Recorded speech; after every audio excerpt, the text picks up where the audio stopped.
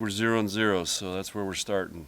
So we have 3 seasons: non-conference, Big Ten, and then postseason. So got to get off to a good start this week. How's Lindsay? I haven't talked to her today. So Lainey will be in practice today. So Lindsay, I think, is going to be in practice today.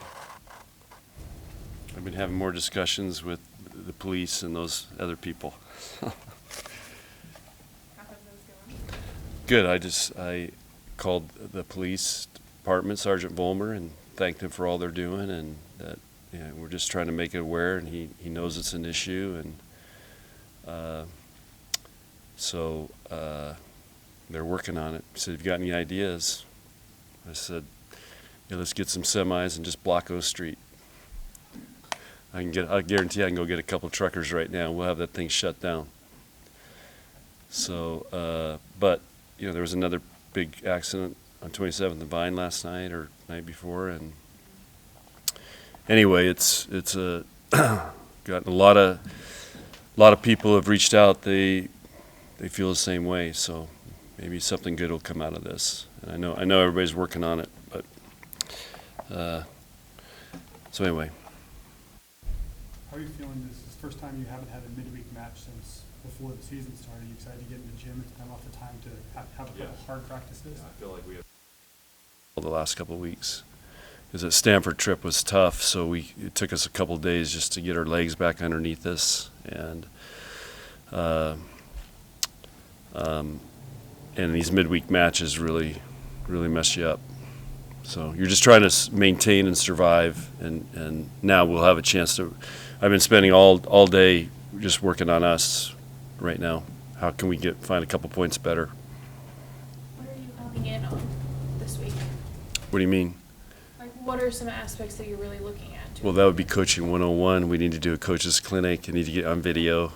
But there's always little things you can tweak and adjust, and we do a self-study on us. Where are we weak? Where are we strong? Where can we get better? How can we improve that? And then we got a couple days to work on it. So we need our team to come in. The main focus is our team going to come in and work hard to get better. In your first 4 matches, you hit .255, and then the last 4, you've been hitting .339. What do you attribute that to? I have no idea. And the competition's been harder, too, in the last Yeah, 4. it's a good stat. I don't know. All I know is Kentucky hit .235 on us, and Stanford hit really well on us too. So I just know this. And I was talking to Coach Skinner about it. College volleyball has got a lot of parity. There's a lot of good teams. There's a lot of good players, and it's going to be very, very competitive season. And I think it's just going to continue to go that way in college volleyball. Specifically in the Big Ten, how good is the league this year, Joe? Wisconsin obviously is ranked number 1. They played a really tough schedule. A lot of Ohio State's played a really tough schedule. So, and some of these other teams I haven't really watched at all. But a lot of these teams return a lot of players from last year, and but it's Big Ten. It's just there's rivalries. You got to go on the road. There's, it's the challenge of, the travel, playing back-to-back some weekends. So, it's a 10-week grind. So I keep saying I think it's harder to win a Big Ten championship than a national championship because you got to grind over 10 weeks. John, did these first 9 games kind of feel like you got your team ready for what they're about to go through in the Big Ten? I think so. Yeah, I think so. We've only played back-to-back that first weekend, so that'll be an adjustment, even though this weekend we play Friday, Sunday. But that'll be the next big test is we go, I think the next week we're on the road for 2 matches back-to-back with travel. So that's one thing we haven't done yet. After you came up with that 4-year deal with Stanford and Kentucky and Louisville, what's it like to see what that's become with TV and big crowds and kind of a big end of the non-conference season? Yeah, I mean, at the time we did it, I was just trying to get some matches against good teams, and so because we got dumped out of another one. So it's just nice to know every year you can plan on those matches, and then you can base your rest of your schedule based on what kind of team you have coming back and all that, how you want to build your schedule. Yeah, but it's turned out great. There's been great matches. They're all televised. You know, you got attendance records, and you know, I think this is the first year we've won 2 matches of. Yeah, it's the first year we've won both our matches. I think Louisville's first year they haven't won both their matches. So that's an accomplishment right there. When you've got as many young players contributing in big ways as you do, does the Big Ten give you some challenges that you don't see even in like these competitive non-conference matches against Stanford and Kentucky? Like, is there something different about the Big Ten that they are going to be introduced to now? I think the big thing will be the crowds on the road. There's some pretty, I mean, there's great crowds, but it's a little different what they're used to. And you know, we're trying to front load them on that, and we tried to front load that. I mean, Stanford really is not a Big Ten on the road match. Stanford's more like going to the country club. So again, they had a nice crowd.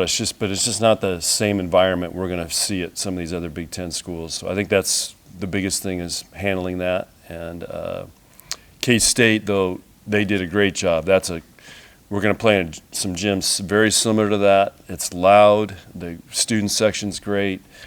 You know, they got the band, all those things going, and that's going to be probably one of the biggest adjustments and challenges for us. How much will you lean on that experience in Brazil in terms of handling hostile crowds like that? I don't know. You know, Brazil, we had a great match against a military team in a Cracker Box gym with all the military people there. It was super loud. You know, but these guys I think they kind of feed off of it, to be honest with you. I think they like, if you're a competitor, you like it. John, you get the sense that fans are really falling in love with this team. There are so many new hearts and just the way that they play. You get the impression that your crowd really loves these girls. Yeah. Hey, here's my baseline for all the questions like that. I just go to Hy-Vee on O Street, and I know how people feel about Nebraska volleyball just walking through that Hy-Vee and the checkout people, because they tell me everything. And it's I almost feel like it's a therapy session going in there, for them and for me. But I can't go 10 feet without somebody talking about Nebraska volleyball. So that tells me kind of how the pulse on this team and how people feel. And again, the stadium match, though, that threw everything out of whack. I mean, people are still talking about that.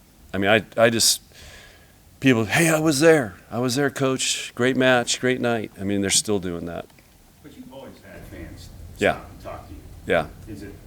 Yeah. How much more has it increased this year? Yeah, when I went there, what's today? I think I went there Monday morning, and it was high level. Final questions? Have you had a chance to watch back that minute-plus long rally? Yeah, I watched it. Somebody, I don't know who did it, but did the timer and the 2 camera angles. That's awesome. But yeah, it was. Yeah, we got to run more sprints. That's what I told the players. Don't be falling down after a rally like that, or we got to run more sprints. All right. So, okay, thanks, guys.